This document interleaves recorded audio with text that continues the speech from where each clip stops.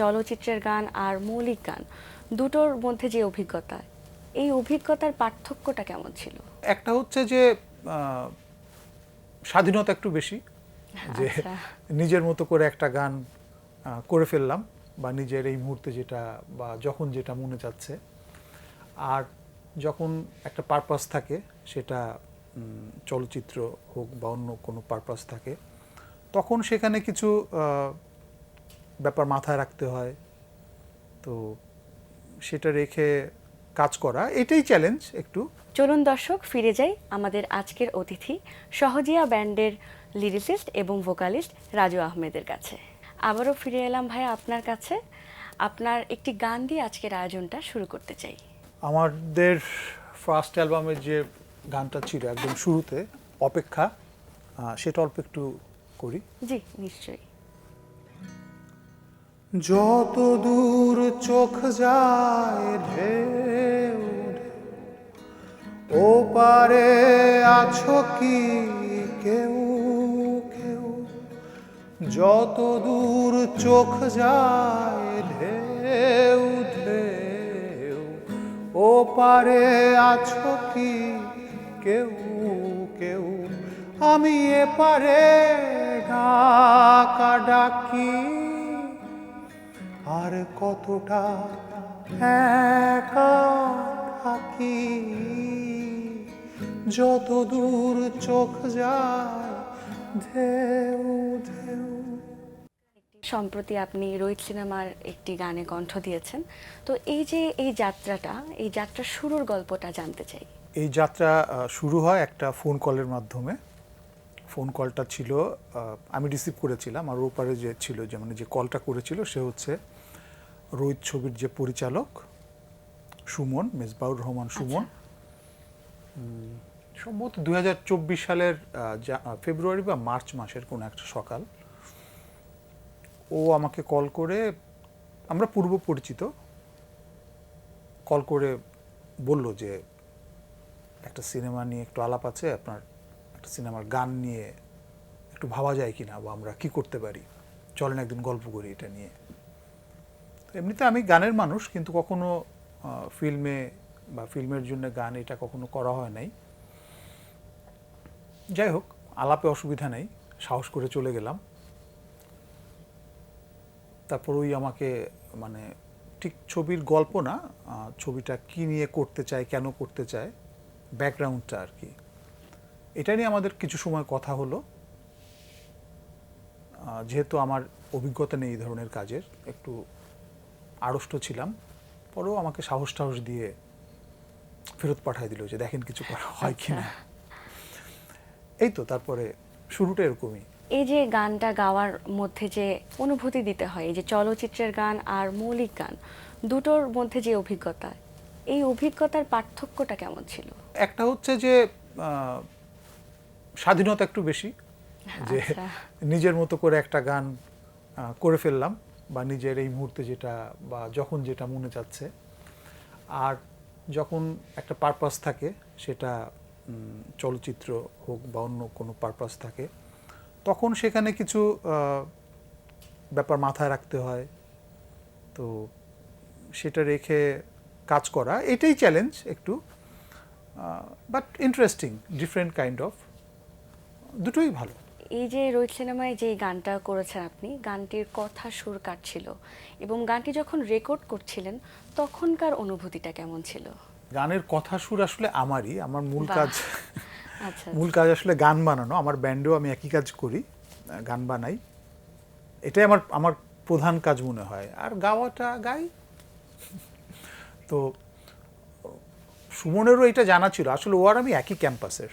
তো আমি যখন ক্যাম্পাস থেকে যখন গান বানাই, নিজের মতো করে গাই, তো তখন থেকেই ওর সঙ্গে আমার আলাপ পরিচয়। তো ওর ধারণা ছিল যে ওর যে ধরনের গান দরকার এই ছবির জন্যে বানানো দরকার, হয়তো আমাকে দিয়ে সেটা হতে পারে। তো সেই জায়গা থেকে আমাকে ডাক দেওয়া আর কি, আর সেইভাবেই গানটা তৈরি হলো। এরপরে আমরা গানটা কে প্রডিউস করবে মিউজিক্যালি, আমরা শোয়েবকে নিলাম। শোয়েবও আমাদের ক্যাম্পাসেরই, বা আমাদের, আমি সুমন আমাদের কমন ফ্রেন্ড, আচ্ছা। মিউজিশিয়ান, মেঘদলের, বাংলাদেশের খুব গুরুত্বপূর্ণ ব্যান্ড মেঘদল। মেঘদলের মিউজিশিয়ান, প্রডিউসার হিসেবে ও ছিল এই গানের, সাউন্ড ডিজাইনিং এভরিথিং।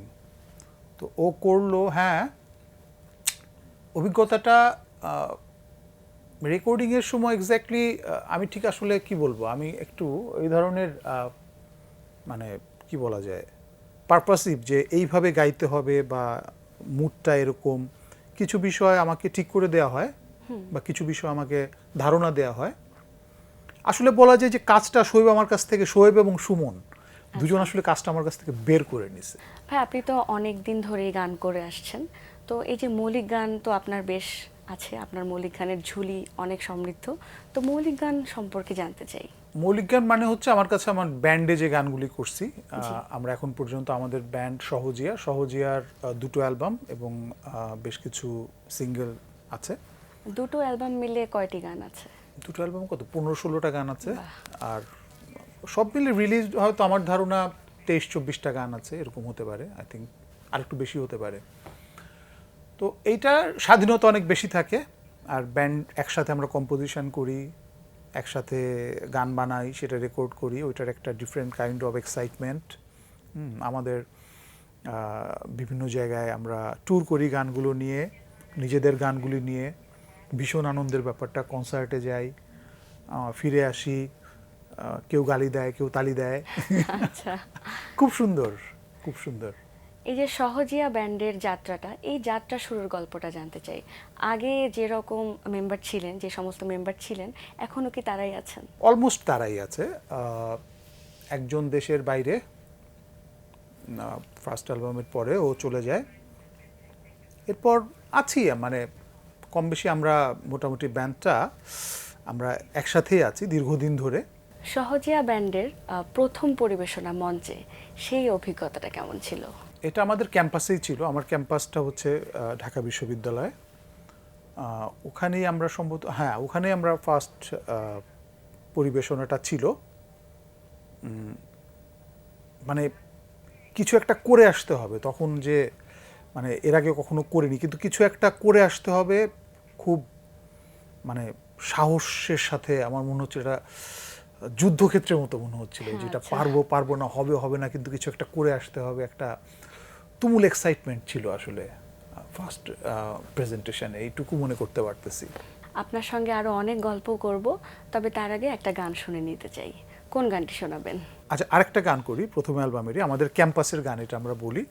আমাদের ক্যাম্পাসের পাশেই শাহবাগ নিয়ে একটা গান, বাহ, যেখানে প্রচুর বাতাস থাকে এবং যেখানে ওই বাতাসে চোখে চোখ পড়লে মানুষ হাওয়া হয়ে যায়।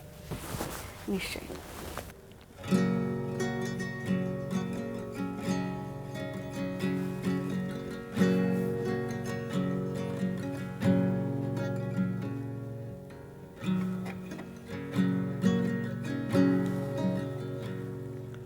চোখে চোখ পড়লে হাওয়া, একবার তাকালে হাওয়া। চোখে চোখ পড়লে হাওয়া, একবার তাকালে হাওয়া। ও পাওয়া না পাওয়ার কথা না ভেবেই চাওয়া, একবার তাকালে হাওয়া। চোখে চোখ পড়লেই হাওয়া।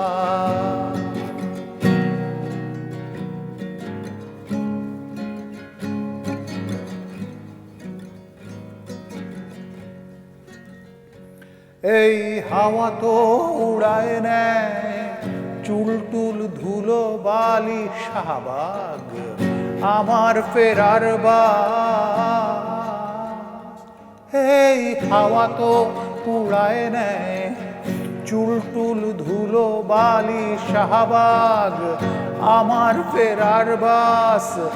ভাল লাগে না থাক আজ বাড়ি ফেরা, তোমাকে রেখে ফিরে যাওয়া। ও পাওয়া না পাওয়ার কথা না ভেবেই চাওয়া, একবার তাকালে হাওয়া। চোখে চোখ পড়লে হাওয়া।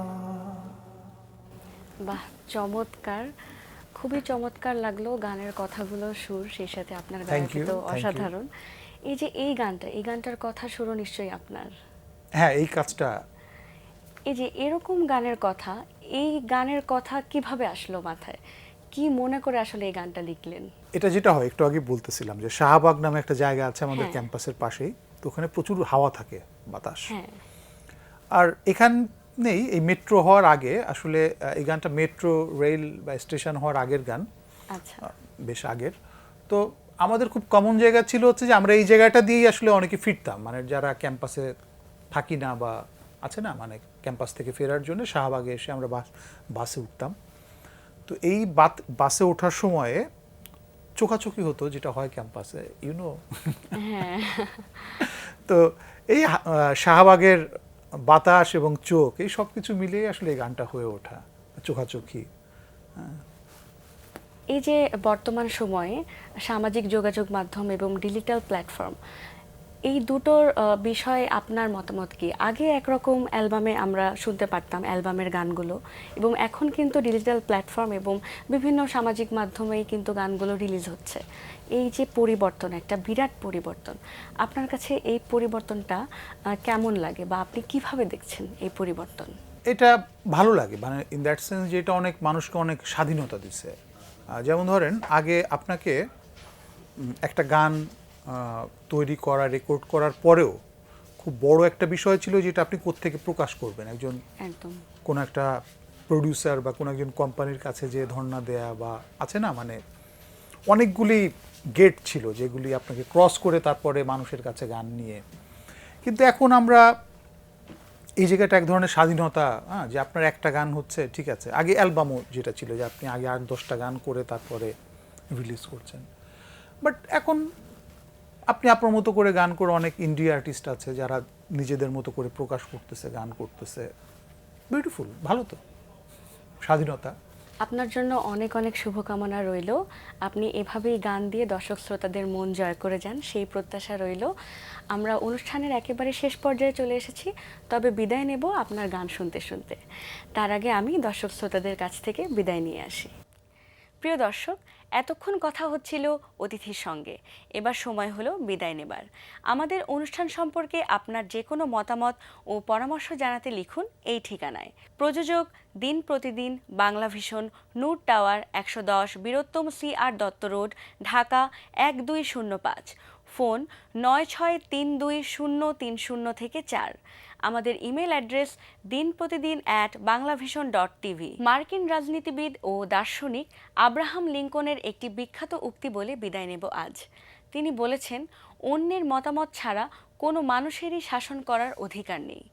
প্রিয় দর্শক, সবাই ভালো থাকুন, সুন্দর থাকুন। আজ সারাটা দিন হোক সবার জন্য শুভ ও আনন্দময়। এবারে গান। এই দেশের মানুষ, যারা দর্শক, তারা সবাই আসলে প্রচুর গান শোনে, গান ভীষণ ভালোবাসে, যেটা সাক্ষী আমরা যারা গান করি। তো সবাই গান শুনুক, বাংলা গানের জয় হোক, এটাই আর কি। Thank you. গানের সঙ্গে থাকবেন, ভালো গানের সঙ্গে থাকবেন। Thank you. এবারে আমরা কোন গানটি শুনবো? আমাদের লাস্ট কিছুদিন আগে যেটা রোদটা একটু গুনগুন করা যাক। নিশ্চয়ই।